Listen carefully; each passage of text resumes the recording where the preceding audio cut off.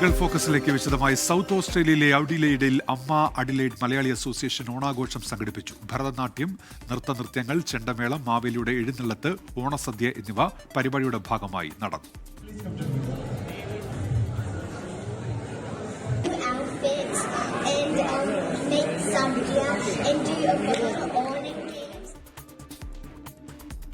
Kuwait Lulu hyper മാർക്കറ്റിൽ ലുലു ഓണം ഇവിടെയാണ് 2025 എന്ന പേരിൽ ഗംഭീര ഓണാഘോഷം സംഘടിപ്പിച്ചു. കേരളത്തനിമയുള്ള വിനോദ പരിപാടികൾ, സാംസ്കാരിക പരിപാടികൾ എന്നിവ വിവിധ രാജ്യക്കാരുടെ കൂടി ഓണാഘോഷമായി.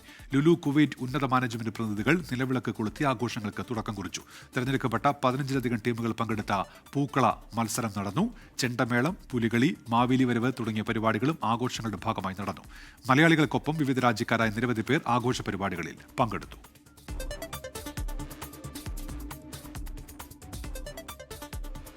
മസ്കറ്റിലെ സംഗീത പ്രേമികളുടെ കൂട്ടായ്മയായ ഈണം ഒമാൻ ഓണാഘോഷങ്ങളുടെ ഭാഗമായി ഒരുക്കിയ ഓണപ്പാട്ട് ഈണത്തിലോണം ശ്രദ്ധ നേടുന്നു.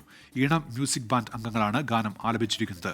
ഗാനരചയിതാവും കവിയുമായ ജോഫി തിരകൻ രചനയും സംഗീത സംവിധായകൻ നടേശ് ശങ്കർ സംഗീതം നിർവഹിച്ചിരിക്കുന്നു. ഗാനത്തിന്റെ റെക്കോർഡിംഗും മിക്സിംഗും നിർവഹിച്ചിരിക്കുന്നത് ഈണം അംഗങ്ങളായ ബിജി എം വർഗീസ്, ജിയോ ജേക്കബ് മാത്യു എന്നിവരുടെ നേതൃത്വത്തിലാണ്. ഗാനത്തിന്റെ ചിത്രീകരണം കോർഡിനേറ്റ് ചെയ്തത് ചന്തു മിറോഷും ആശയനിർമ്മാണവും സംവിധാനവും നിർവഹിച്ചത് മുജീബ് മജീദുമാണ്.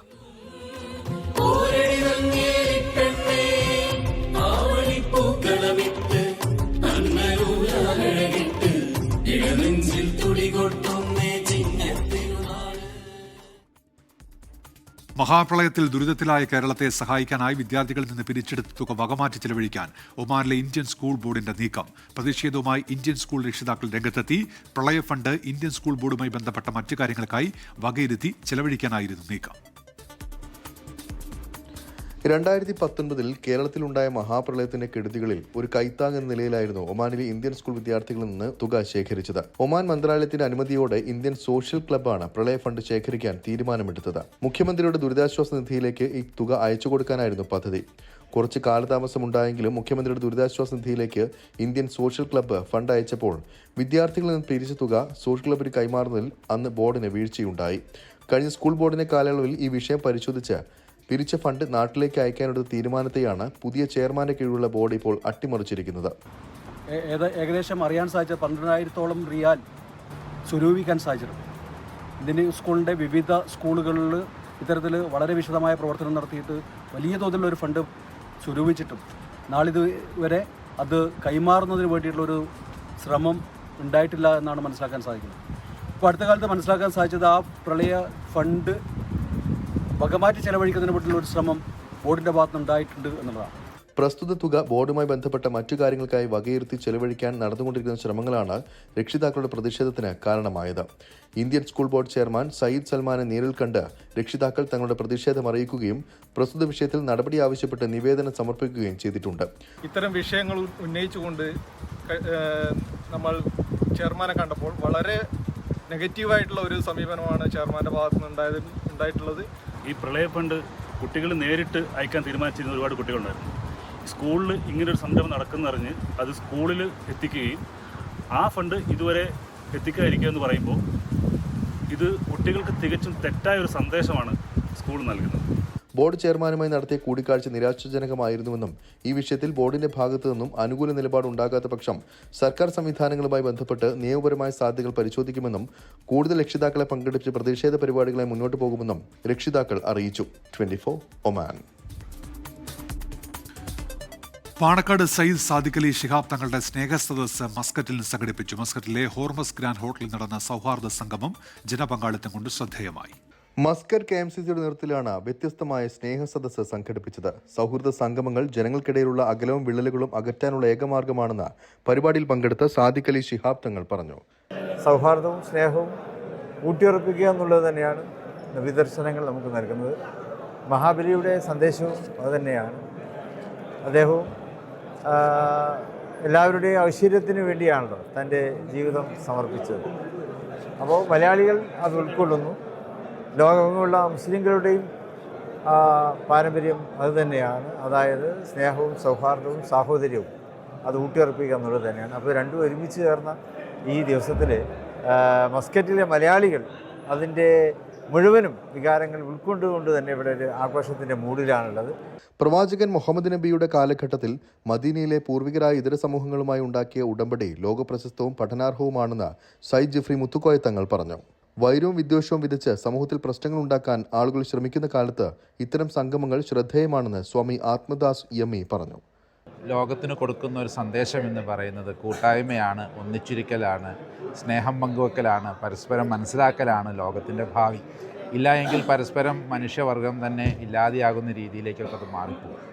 ഇതിനൊക്കെ കാരണക്കാർ നമ്മളുടെയൊക്കെ മതങ്ങളുടെ നേതൃത്വത്തിലുള്ളവരാണ്. അപ്പോൾ അവർ ഒന്നിച്ചിരിക്കുന്നൊരു അവസ്ഥ വരുന്നാൽ മാത്രമേ ഇനിയൊരു ബെറ്ററായിട്ടുള്ളൊരു ഹ്യൂമാനിറ്റി ഉണ്ടാവുകയുള്ളൂ. Advocate Onampally Muhammad Faiz, doctor P Muhammad Ali Galfar തുടങ്ങി ഒമാനിലെ സാമൂഹിക സാംസ്കാരിക രംഗത്തെ നിരവധി പ്രമുഖരും പരിപാടിയിൽ പങ്കെടുത്തു. മസ്കറ്റ് KMCC പ്രസിഡന്റ് റയീസ് അഹമ്മദാണ് പരിപാടി നിയന്ത്രിച്ചത്. റഹീം വറ്റല്ലൂർ, PTK ഷമീർ ഉൾപ്പെടെയുള്ളവർ സംഗമത്തിന് നേതൃത്വം നൽകി. 24 ഒമാൻ. തൃശൂരിൽ PG പോലീസ് സ്റ്റേഷനിൽ ഹോട്ടൽ മാനേജരെയും ഉടമയുടെ മകനെയും പോലീസ് മർദ്ദിക്കുന്ന ദൃശ്യം പുറത്ത്.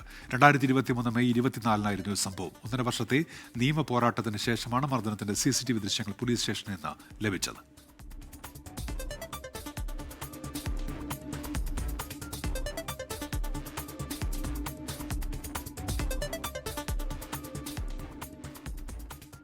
തൃശൂർ കുന്നംകുളത്ത് യൂത്ത് കോൺഗ്രസ് നേതാവിനെ ക്രൂരമായി മർദ്ദിച്ച 4 പോലീസുകാരെ സസ്പെൻഡ് ചെയ്തു.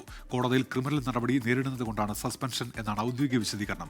മർദ്ദിച്ച ഉദ്യോഗസ്ഥരെ പിരിച്ചുവിടാമെന്ന് DGPക്ക് നിയമോപദേശം ലഭിച്ചതിന്റെ അടിസ്ഥാനത്തിൽ കടുത്ത നടപടി ഉണ്ടായേക്കും. സുജിത് VSനെ പോലീസ് സ്റ്റേഷനിൽ മർദ്ദിച്ച സംഭവത്തിൽ കോടതി 4 പോലീസുകാരെയും പ്രതി ചേർത്ത് കേസെടുത്ത് വിചാരണ നടക്കുന്നതിനാൽ സുഗമമായ കോടതി നടപടിക്ക് പോലീസുകാരെ സസ്പെൻഡ് ചെയ്യണമെന്ന് Thrissur range DIG R Harishankar report നൽകിയിരുന്നു. ഈ റിപ്പോർട്ടിന്റെ അടിസ്ഥാനത്തിലാണ് ഉത്തരമേഖല IG കുന്നംകുളം SI ആയിരുന്ന ന്യൂഹ്മാൻ, പോലീസുകാരായ സജീവൻ, സന്ദീപ്, ശശിധരൻ എന്നിവരെ സസ്പെൻഡ് ചെയ്തത്. തുടർ നടപടി പരിഗണിക്കുന്നതായും ഉത്തരവിൽ സൂചനയുണ്ട്. എന്നാൽ ഉദ്യോഗസ്ഥരെ പിരിച്ചുവിടണമെന്ന് സുജിത്ത് ആവശ്യപ്പെട്ടു. ഒട്ടും ഞങ്ങൾ സംതൃപ്തനല്ല. കാരണം സസ്പെൻഷൻ അല്ല നമ്മുടെ ആവശ്യം. അവരെ ഈ 4 പേരെ കൂടാതെ ഡ്രൈവറായിരുന്ന ഷുഹൈർ എന്ന് പറയുന്നൊരു ഉദ്യോഗസ്ഥനുണ്ട്. ഈ 5 പേരെയും സർക്കാർ ഉദ്യോഗസ്ഥരിൽ നിന്ന് ഡിസ്മിസ് ചെയ്യണം. പിന്നെ അവർക്കെതിരെ തക്കതായ നടപടി എടുത്തുകൊണ്ട് കേസിനെ വിധേയനാക്കണം എന്നാണ് ഞങ്ങളുടെ ആവശ്യം. 2 വർഷം മുമ്പ് നൽകേണ്ടിയിരുന്ന സസ്പെൻഷനാണ് ഇപ്പോൾ നൽകിയതെന്ന് പ്രതിപക്ഷ നേതാവ് VD സതീശൻ. ക്യാമറ ഉള്ള സ്ഥലത്ത് തന്നെ കണ്ട് നമ്മൾ ഞെട്ടിയിരിക്കുകയാണ്. ക്യാമറ ഇല്ലാത്ത സ്ഥലത്ത് ഇതിലൊരു നടപടി ഉണ്ടാകില്ല എന്ന് ഗവൺമെൻറ് പറയട്ടെ. ഇപ്പം ചെയ്ത നടപടിയേ ഉള്ളൂ, ഇനിയൊരു നടപടി ഇല്ല എന്ന് പറയട്ടെ. അപ്പോൾ ഞങ്ങൾ എങ്ങനെയാണ് പ്രതികരിക്കുന്നതെന്ന് ഞങ്ങൾ പറയാം. ഉദ്യോഗസ്ഥർക്കെതിരായ നടപടി സസ്പെൻഷനിൽ ഒതുക്കിയതിൽ പ്രതിഷേധിച്ച് യൂത്ത് കോൺഗ്രസ് ശശിധരന്റെ വീട്ടിലേക്ക് ചൂരലേന്തി പ്രതിഷേധ മാർച്ച് സംഘടിപ്പിച്ചു. പോലീസുമായി പ്രവർത്തകർ ഏറ്റുമുട്ടി.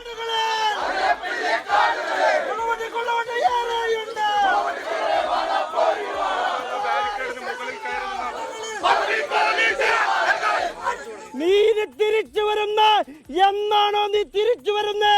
അന്ന് യൂത്ത് കോൺഗ്രസിന്റെ ചൂട് എന്താണെന്ന്, യൂത്ത് കോൺഗ്രസിന്റെ സമരം എന്താണെന്ന് ശശീന്ദ്ര നിങ്ങൾ അറിയാം. ആവശ്യമെങ്കിൽ ഉദ്യോഗസ്ഥരെ പിരിച്ചുവിടാമെന്നാണ് DGPക്ക് ലഭിച്ച നിയമോപദേശം. ഇതിന്റെ അടിസ്ഥാനത്തിൽ തുടർ നടപടി ഉണ്ടായേക്കും. 24 തൃശൂർ. മധ്യസ്ഥ ചർച്ചയ്ക്കെത്തിയ തനിക്ക് പോലീസിൽ നിന്ന് മർദ്ദനമേറ്റെന്ന കൊല്ലത്തെ CPIM ലോക്കൽ കമ്മിറ്റി സെക്രട്ടറിയുടെ തുറന്നു പറച്ചിൽ. Kollam Nedumpana north local committee secretary സജീവാണ് കഴുത്തിൽ പിടിച്ചു എന്ന ആരോപണവുമായി എത്തിയത്. പോലീസ് മർദ്ദനം തുറന്നു പറഞ്ഞതിന്റെ പേരിൽ സ്ഥാനങ്ങളിൽ നിന്ന് തന്നെ നീക്കം ചെയ്താൽ കുഴപ്പമില്ലെന്ന് സജീവ് 24നോട് പറഞ്ഞു. തൃശൂരിലെ കുന്നംകുളം കസ്റ്റഡി മർദ്ദനത്തിൽ പ്രതിപക്ഷം പ്രതിഷേധം കടുപ്പിക്കുമ്പോഴാണ് CPIM നേതാവ് തന്നെ പോലീസ് മർദ്ദനത്തെക്കുറിച്ച് തുറന്നു പറയുന്നത്. അനുഭവങ്ങളാണ് ബോധ്യങ്ങളാവുന്നതെന്ന തലക്കെട്ടോടെയാണ് ഫേസ്ബുക്ക് പോസ്റ്റ്. ഒരു കേസിന്റെ മധ്യസ്ഥ ചർച്ചയ്ക്ക് എത്തിയ തന്നെ CI ഉപദ്രവിച്ചുവെന്ന് സജീവ് 24നോട്. CI ചാടി എണീറ്റ് എല്ലാം ഇവിടെ പിടിച്ചിട്ട് ഇവിടെ പിടുത്തമെന്ന് പറഞ്ഞു കഴിഞ്ഞാൽ ഇവിടെ രണ്ടതും വല്ലാത്ത രീതിയിലുള്ള പിടുത്തം. ആ വേദന മാറിയിട്ടില്ല. പാർട്ടി വിരുദ്ധ പോസ്റ്റ് അല്ലെന്നും ഇതിന്റെ പേരിൽ സ്ഥാനങ്ങളിൽ നിന്ന് നീക്കം ചെയ്താൽ കുഴപ്പമില്ലെന്നും ലോക്കൽ കമ്മിറ്റി സെക്രട്ടറി ഫേസ്ബുക്കിൽ കുറിച്ചു. CIയുടെ മർദ്ദനവുമായി ബന്ധപ്പെട്ട് നിലവിൽ ACPക്ക് പരാതി നൽകിയിരിക്കുകയാണ് സജീവ്. ഞാനും പാർട്ടിയും അതിൻ്റെ രീതിയിൽ മുന്നോട്ട് പോകും. അതിനകത്ത് ഒരു വിട്ടുവീഴ്ചയില്ല. പ്രതിപക്ഷം പോലീസ് മർദ്ദനത്തിനെതിരെ വലിയ പ്രതിഷേധമുയർത്തുമ്പോഴാണ് ഭരണകക്ഷിയിലെ ലോക്കൽ കമ്മിറ്റി സെക്രട്ടറി തന്നെ സ്വയം മർദ്ദനാനുഭവം ഫേസ്ബുക്കിൽ കുറിച്ചത് CPIMനെയും സർക്കാരിനെയും പ്രതിരോധത്തിലാക്കി. വിഷയത്തിൽ CPIM കൊല്ലം ജില്ലാ കമ്മിറ്റി മൗനം തുടരുകയാണ്. R അരുൺരാജ് 24 കൊല്ലം. രാഷ്ട്രീയ വിവാദങ്ങൾ തുടരുന്നതിനിടെ SNDP യോഗം NSS ജനറൽ സെക്രട്ടറിമാരെ ആഗോള അയ്യപ്പ സംഗമത്തിലേക്ക് നേരിട്ടെത്തി ക്ഷണിച്ച് Thiruvithamkoor Devaswom board president PS Prashanth. G Sukumaran നായരെ NSS ആസ്ഥാനത്തെത്തിയും വെള്ളാപ്പള്ളി നടേശനെ വീട്ടിലെത്തിയുമാണ് കണ്ടത്. ഇരുവരും സംഗമത്തിന് പിന്തുണ നൽകിയെന്ന് ദേവസ്വം ബോർഡ് പ്രസിഡന്റ് പ്രതികരിച്ചു. ആഗോള അയ്യപ്പ സംഗമം രാഷ്ട്രീയ നീക്കമാണെന്ന് പറഞ്ഞ് പ്രതിപക്ഷം ശക്തമായ എതിർപ്പാണ് ഉയർത്തിക്കൊണ്ടുവന്നത്. ഈ പശ്ചാത്തലത്തിലാണ് സാമുദായിക സംഘടനകളുടെ പിന്തുണ ഉറപ്പിക്കാൻ ദേവസ്വം ബോർഡ് തീരുമാനിച്ചത്. ഇതിന്റെ ഭാഗമായാണ് SNDP NSS നേതൃത്വങ്ങളെ Devaswom board president PS Prashanth ആദ്യം കണ്ടത്. ഇരുവരും പൂർണ്ണ പിന്തുണ നൽകിയെന്ന PS പ്രശാന്ത്. പിന്തുണയും അദ്ദേഹത്തിന്റെ എല്ലാവിധമായ നിർദ്ദേശവും ഒക്കെ ഇതിനുണ്ട് എന്ന് കൃത്യമായി അറിയിക്കാൻ വേണ്ടി പറഞ്ഞു. അദ്ദേഹത്തിന്റെ പ്രതിനിധി എന്തായാലും ഈ ആഗോള അയ്യപ്പ സംഗമത്തിൽ പങ്കെടുക്കും. കൂടിക്കാഴ്ചയെക്കുറിച്ച് പരസ്യ പ്രതികരണത്തിന് NSS ജനറൽ സെക്രട്ടറി തയ്യാറായില്ല.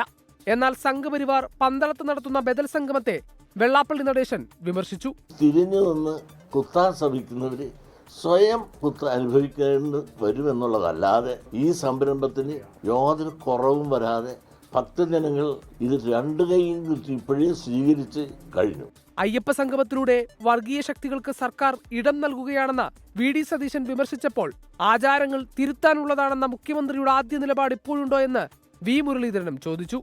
വർഗീയവാദികൾക്കും വർഗീയ സംഘടനകൾക്കും സ്പേസ് ഉണ്ടാക്കി കൊടുക്കുന്ന സമീപനമാണ് ഗവൺമെന്റ് ചെയ്തുകൊണ്ടിരിക്കുന്നത്. ആചാരങ്ങൾ തിരുത്താനുള്ളതാണ് എന്നാണ് മുഖ്യമന്ത്രി നേരത്തെ പറഞ്ഞിരുന്നത്. ആ നിലപാട് തന്നെയാണോ മുഖ്യമന്ത്രിക്ക് ഇപ്പോഴും ഉള്ളത്?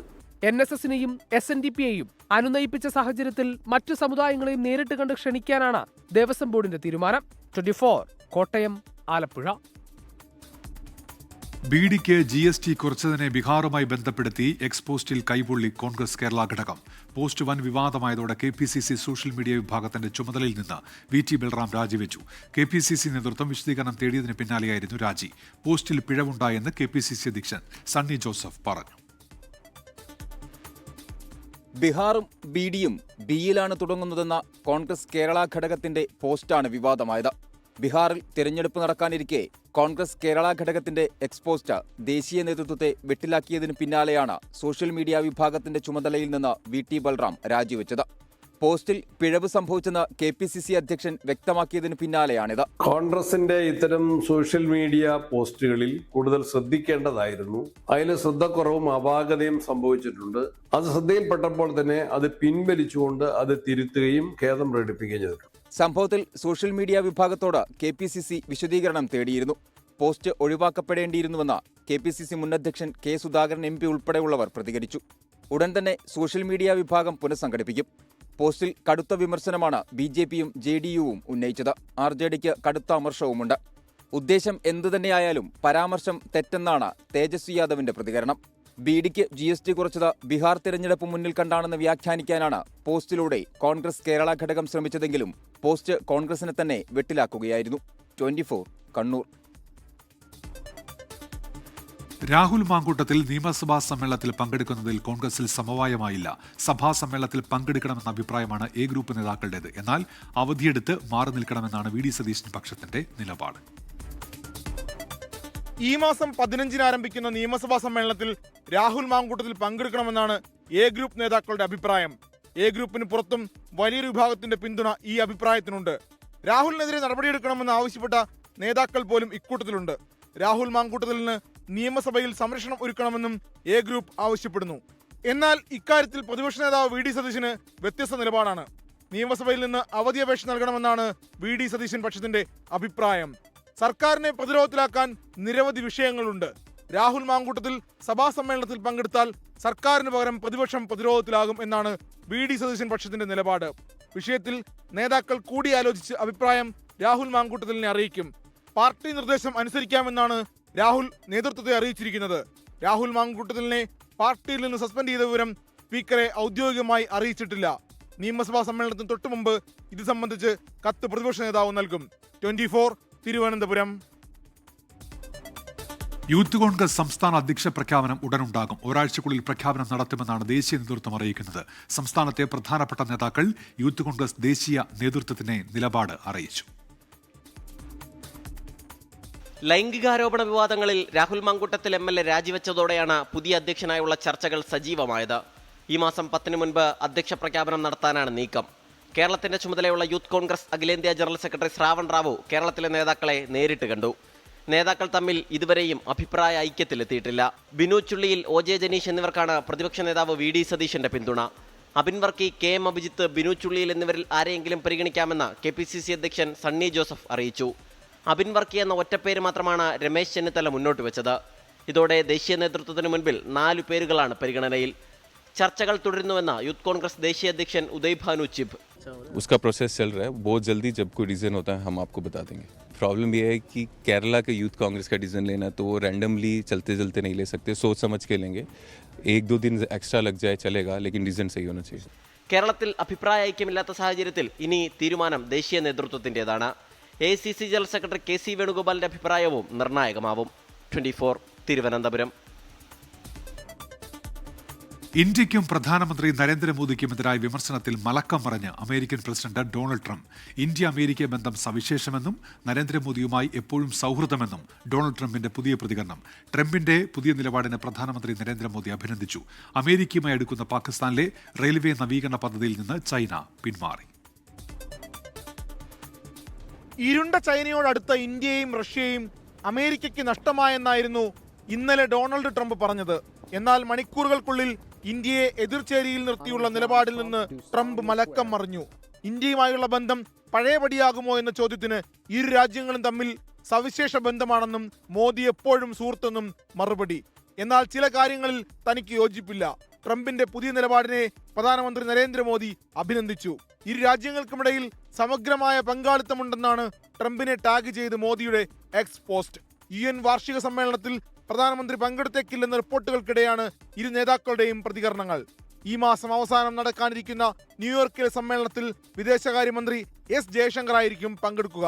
ഇതിനിടെ പാകിസ്ഥാനിലെ റെയിൽവേ നവീകരണ പദ്ധതിയിൽ നിന്ന് ചൈന പിന്മാറി. ചൈന പാകിസ്ഥാൻ സാമ്പത്തിക ഇടനാഴിയുടെ 2ാം ഘട്ടത്തിനായി ധനസഹായം നൽകാൻ ചൈന തയ്യാറായിട്ടില്ല.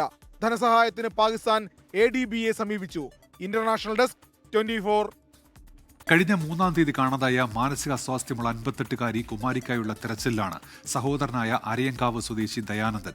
മുളന്തുരുത്തി പോലീസ് സ്റ്റേഷനിൽ കേസ് രജിസ്റ്റർ ചെയ്തിട്ടുണ്ട്. എന്തെങ്കിലും വിവരം കിട്ടുന്നവർ അടുത്ത പോലീസ് സ്റ്റേഷനിലോ 9496302744 എന്ന നമ്പറിലോ വിവരം അറിയിക്കണം. കൊച്ചിയിൽ നിന്ന് അമൽ സുരേന്ദ്രന്റെ റിപ്പോർട്ടിലേക്ക്. മാനസികാസ്വാസ്ഥ്യമുള്ള കുമാരിക്ക് 58 വയസ്സാണ്. 3-ാം തീയതിയാണ് കാണാതായത്. ഇതുവരെയും എവിടെയുണ്ട് എന്നതിനെക്കുറിച്ച് ഒരു വിവരവും ലഭിച്ചിട്ടില്ല. കോട്ടയത്ത് എത്തിയിരുന്നുവെന്ന് ഒരു പരാമർശവുമുണ്ട്. അവിടെ കണ്ടതായി ആളുകൾ പറയുന്നുമുണ്ട്. പക്ഷേ കുമാരി ഇപ്പോഴും കാണാമറയത്ത് തന്നെയാണ്. എൻ്റെ സഹോദരി അവർ വീട്ടിൽ 3-ാം തീയതി രാവിലെ 7:45 വരെ ഉണ്ടായിരുന്നു. കാരണം മകൻ പണിക്ക് പോകുന്ന സമയത്തോടെ ഉണ്ടായിരുന്നു. മകൻ തിരിച്ചു വന്ന് 6 മണി കഴിയുമ്പോഴേക്കും നോക്കുമ്പോഴേക്കും ഇല്ല. പലയിടത്തും അന്വേഷിച്ചു, കാണുന്നില്ല. എന്നെ അറിയിച്ചു. ഞങ്ങൾ അന്വേഷിച്ചിട്ട് കാണാതായപ്പോഴേക്കും പോലീസ് സ്റ്റേഷനിൽ 11 മണിക്ക്, രാത്രി 11 മണിക്ക് മുളന്തുരുത്തി പോലീസ് സ്റ്റേഷനിൽ വിവരം അറിയിച്ചു. പിന്നെ ഇവൻ പറഞ്ഞ ചില കാര്യങ്ങൾ വെച്ചുകൊണ്ട് ഈ മൂത്ത മകൻ മാങ്ങാനം, ഇത് കോട്ടയത്തിനടുത്തുള്ള മാങ്ങാനം ക്രൈസ്തവാശ്രമത്തിൽ താമസിച്ച് പഠിക്കുകയുണ്ടായിട്ടുണ്ട്. അപ്പോൾ അവനെ കുറിച്ച് വീണ്ടും അമ്മ, ഈ മാനസികാസ്വാസ്ഥ്യമുള്ള അമ്മ, അവൻ വന്നിട്ടില്ല എന്നൊരു കാഴ്ചപ്പാട് 2-3 ദിവസം മുമ്പ് പറഞ്ഞെന്ന് പറഞ്ഞു. ഇത് വെച്ചിട്ട് എനിക്കന്ന് ഉറങ്ങാൻ കഴിഞ്ഞില്ല. പിറ്റേ ദിവസം രാവിലെ തന്നെ ഞാൻ ഗൂഗിളിലൂടെ അവിടുത്തെ നമ്പർ എടുത്ത് വിളിച്ചപ്പോഴേക്കും അവിടുത്തെ ഫാദർ പറഞ്ഞു, മകനെ ചോദിച്ചപ്പോൾ മകൻ നേരത്തെ പഠിച്ചു പോയെന്ന് പറഞ്ഞു കഴിഞ്ഞപ്പോഴേക്കും അസ്വസ്ഥയോടുകൂടി അവിടെ നിന്ന് പോകുന്ന പറഞ്ഞു. എനിക്ക് 1.5 വയസ്സ് മാത്രം മൂത്ത എൻ്റെ പെങ്ങൾ എനിക്ക് 7 വയസ്സുള്ളപ്പോഴും ഉരുള പുരട്ടി തന്ന എൻ്റെ ഓർമ്മയുണ്ട്. ആ പെങ്ങൾ എവിടെയാണെന്ന് അറിയാതിരിക്കുമ്പോൾ ആരെങ്കിലും ഭക്ഷണം കഴിക്കണം. അതൊരു വലിയ വൈകാരിക പ്രശ്നമല്ലേ? മറ്റുള്ളവർക്ക് നിസ്സാരമായി തോന്നാം. കാരണം അവരുടെ മാനസിക പ്രശ്നം ഒഴിച്ചു വാക്കി കഴിഞ്ഞാൽ സ്നേഹത്തിൻ്റെ കാര്യത്തിൽ ലോകത്ത് ഏറ്റവും വലിയ മൂർത്തിമത്ത് ഭാഗമാണ് എൻ്റെ പെങ്ങൾ. അപ്പോൾ എങ്ങനെയെങ്കിലും എൻ്റെ പെങ്ങളെ കണ്ടെത്തുക എന്നുള്ളതാണ്. കാരണം പെങ്ങൾക്ക് ഫോണില്ല. അവർക്ക് ഞങ്ങളെ ആരുടെയും ഫോൺ നമ്പർ പെങ്ങൾക്ക് കാണാതെ അറിയാനും പാടില്ല. മാനസികമായി ഈ കുടുംബം വല്ലാത്ത വ്യഥ അനുഭവിക്കുന്ന ഒരു സമയമാണ്. ഏതായാലും കുമാരിയെക്കുറിച്ച് എന്തെങ്കിലും ഒരു വിവരം ലഭിക്കുന്നവർ നമ്മൾ ചുവടെ നൽകുന്ന നമ്പറിലും അല്ലെങ്കിൽ തൊട്ടടുത്തുള്ള പോലീസ് സ്റ്റേഷനിലും എത്രയും വേഗത്തിൽ വിവരം അറിയിക്കണം. സംസ്ഥാനത്ത് സൈബർ തട്ടിപ്പ് തുടർക്കഥയാകുന്നു. വ്യാജ കോടതിയെയും സാക്ഷിയും സൃഷ്ടിച്ച് മട്ടാഞ്ചേരി സ്വദേശിയായ സ്ത്രീയിൽ നിന്ന് 2,88,00,000 രൂപ തട്ടിയെടുത്തു. സ്ത്രീയെ ഫോണിൽ ബന്ധപ്പെട്ട 5 പേർക്കെതിരെ പോലീസ് കേസെടുത്തു. ഇതിനിടെ ഫാർമസ്യൂട്ടിക്കൽ ഉടമയിൽ നിന്ന് 25 കോടി തട്ടിയതിന്റെ ഉറവിടം ദ്വീപ് രാജ്യമായ സൈപ്രസ് എന്ന് കണ്ടെത്തി. കഴിഞ്ഞ ഒരാഴ്ചക്കിടെ കൊച്ചിയിൽ 30 കോടി രൂപയാണ് സൈബർ തട്ടിപ്പിലൂടെ നഷ്ടമായത്. തട്ടിപ്പുകാരിൽ നിന്ന് കടുത്ത മാനസിക പീഡനമാണ് മട്ടാഞ്ചേരി സ്വദേശിയായ വീട്ടമ്മ നേരിട്ടത്. ജെറ്റ് എയർവേസ് സാമ്പത്തിക തട്ടിപ്പിൽ പങ്കുണ്ടെന്ന് പറഞ്ഞാണ് തട്ടിപ്പ് സംഘം വിളിച്ചത്. മുംബൈയിലെ തിലക് നഗർ പോലീസ് സ്റ്റേഷനിൽ എഫ്ഐആർ രജിസ്റ്റർ ചെയ്തെന്ന് വിശ്വസിപ്പിച്ചു. വ്യാജ കോടതിയും സാക്ഷിയുമൊക്കെ സൃഷ്ടിച്ചു. ജഡ്ജിയും വക്കീലുമൊക്കെയുള്ള വ്യാജ കോടതിയിൽ വീട്ടമ്മയെ ഓൺലൈൻ വഴി ഹാജരാക്കുകയും ചെയ്തു. പണം തട്ടിയെടുത്തതിന് പിന്നാലെ കേസിൽ നിന്ന് ഒഴിവാക്കിയെന്ന് സന്ദേശമെത്തി. തൊട്ടടുത്തുള്ള പോലീസ് സ്റ്റേഷനിൽ പോയി പോലീസ് ക്ലിയറൻസ് സർട്ടിഫിക്കറ്റ് വാങ്ങാനായിരുന്നു നിർദ്ദേശം. ഈ വാക്ക് വിശ്വസിച്ച് മട്ടാഞ്ചേരി പോലീസ് സ്റ്റേഷനിലെത്തിയപ്പോഴാണ് നടന്നത് തട്ടിപ്പാണെന്ന് മനസ്സിലായത്. വീട്ടമ്മ നൽകിയ പരാതിയിൽ സൈബർ പോലീസ് അന്വേഷണം ആരംഭിച്ചു. ഇതിനിടെ കൊച്ചിയിൽ ഫാർമസ്യൂട്ടിക്കൽ കമ്പനി ഉടമയുടെ 25 കോടി രൂപ തട്ടിയെടുത്ത ഷെയർ ട്രേഡിംഗ് സൈബർ തട്ടിപ്പിന്റെ ആസൂത്രണം നടന്നത് യൂറോപ്യൻ ദ്വീപ് രാജ്യമായ സൈപ്രസിൽ നിന്നെന്ന് അന്വേഷണ സംഘം കണ്ടെത്തി. ക്യാപിറ്റലിക്സ് എന്ന വ്യാജ ആപ്പ് വഴിയായിരുന്നു തട്ടിപ്പ്. ഇന്ത്യയിൽ മാത്രം 1000 പേർക്ക് ആപ്പിലൂടെ പണം നഷ്ടമായി. 60 മുതൽ 1 കോടി രൂപ വരെയാണ് കേരളത്തിൽ നിന്നുള്ള ആളുകൾക്ക് നഷ്ടമായത്. നിരവധി ബോധവൽക്കരണ പരിപാടികൾ നടക്കുന്നുണ്ടെങ്കിലും സൈബർ തട്ടിപ്പ് ഓരോ ദിവസവും വർദ്ധിച്ചു വരികയാണ്. ജനങ്ങൾ ജാഗ്രത പുലർത്തുക മാത്രമാണ് ഇത് തടയാനുള്ള ഏക വഴി. കൊച്ചിയിൽ നിന്ന് വിഷ്ണു സുരേഷ്, 24. 500 കോടിയിലേറെ രൂപയുടെ പാതിവില തട്ടിപ്പ് കേസിൽ പ്രത്യേക അന്വേഷണ സംഘത്തെ പിരിച്ചുവിട്ട് സർക്കാർ. ക്രൈംബ്രാഞ്ച് യൂണിറ്റുകൾ അന്വേഷിച്ചാൽ മതിയെന്നാണ് നിർദ്ദേശം. അന്വേഷണ സംഘത്തലവനായ MJ സോജനെ വിജിലൻസിലേക്ക് മാറ്റിയതിനു പിന്നാലെയാണ് നടപടി. പ്രത്യേക സംഘം ഇല്ലാതായതോടെ കോടതിയിൽ തിരിച്ചടി നേരിടുമോ എന്നാണ് ആശങ്ക. കേരളത്തെ ഞെട്ടിച്ച പാതിവില തട്ടിപ്പിൽ 1.5 ലക്ഷത്തോളം ആളുകളെ കബളിപ്പിച്ച് 500 കോടിയിലേറെയാണ് തട്ടിയെടുത്തത്. കേരളത്തിൽ പലയിടത്തും വിവിധ പോലീസ് സ്റ്റേഷനുകളിലായി 1400ഓളം പരാതികളാണുള്ളത്. തട്ടിപ്പിന്റെ ഗൗരവം മനസ്സിലാക്കിയായിരുന്നു സർക്കാർ ക്രൈംബ്രാഞ്ചിന്റെ പ്രത്യേക സംഘത്തെ നിയോഗിച്ചത്. ക്രൈംബ്രാഞ്ച് കൊച്ചി SP MJ സോജനായിരുന്നു സംഘത്തലവൻ. തട്ടിപ്പിന്റെ മുഖ്യ സൂത്രധാരന്മാരായ Saigram trust executive director KN Anandakumar, Ananthakrishnan എന്നിവരെ അറസ്റ്റ് ചെയ്തു. ഇതിനിടെ ഇക്കഴിഞ്ഞ ജൂണിൽ MJ സോജനെ വിജിലൻസ് സ്പെഷ്യൽ സെല്ലിലേക്ക് സ്ഥലം മാറ്റി. പിന്നാലെ കേസുകളെല്ലാം ഇനി അതാത് ക്രൈംബ്രാഞ്ച് യൂണിറ്റിന് കീഴിൽ അന്വേഷിച്ചാൽ മതി എന്ന തീരുമാനത്തിലേക്ക് സർക്കാർ എത്തി. കേസുകളെല്ലാം ഒറ്റ FIR-ൽ രജിസ്റ്റർ ചെയ്യണമെന്നാവശ്യപ്പെട്ട് ആനന്ദകുമാർ ഹൈക്കോടതിയിൽ നൽകിയ ഹർജിയിലാണ് പ്രത്യേക സംഘം ഇല്ലെന്ന് സർക്കാരിന്റെ സത്യവാങ്മൂലം. പ്രത്യേക സംഘം ഇല്ലാതായതോടെ അന്വേഷണം കുത്തഴിഞ്ഞ നിലയിലാണ്. ഏകീകൃത സ്വഭാവത്തോടെ അന്വേഷണമില്ലെങ്കിൽ പരസ്പര വൈരുദ്ധ്യമുള്ള കണ്ടെത്തലുകൾ ഉണ്ടാകാം. വിചാരണഘട്ടത്തിൽ പ്രതികൾക്ക് ഇത് ഏറെ ഗുണം ചെയ്യുമെന്ന് നിയമവിദഗ്ധരും ചൂണ്ടിക്കാട്ടുന്നു. 24 തിരുവനന്തപുരം. വമ്പൻ ജയത്തോടെ ഇന്ത്യ ഏഷ്യ കപ്പ് ഹോക്കിയുടെ ഫൈനലിൽ. സൂപ്പർ 4-ലെ അവസാന മത്സരത്തിൽ ഇന്ത്യ ചൈനയെ എതിരില്ലാത്ത 7 ഗോളിന് തകർത്തു. നാളെ നടക്കുന്ന ഫൈനലിൽ ദക്ഷിണ കൊറിയയാണ് ഇന്ത്യയുടെ എതിരാളികൾ.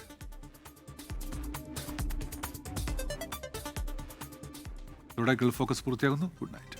ലോകത്തെവിടെയായാലും ഏത് സമയത്തും 24 വാർത്തകളും ഓഗ്മെന്റഡ് റിയാലിറ്റി പാക്കേജുകളും എക്സ്പ്ലെയിനറുകളും വിശദമായി കാണാൻ ഞങ്ങളുടെ യൂട്യൂബ് ചാനൽ നിങ്ങൾക്ക് സബ്സ്ക്രൈബ് ചെയ്യാം.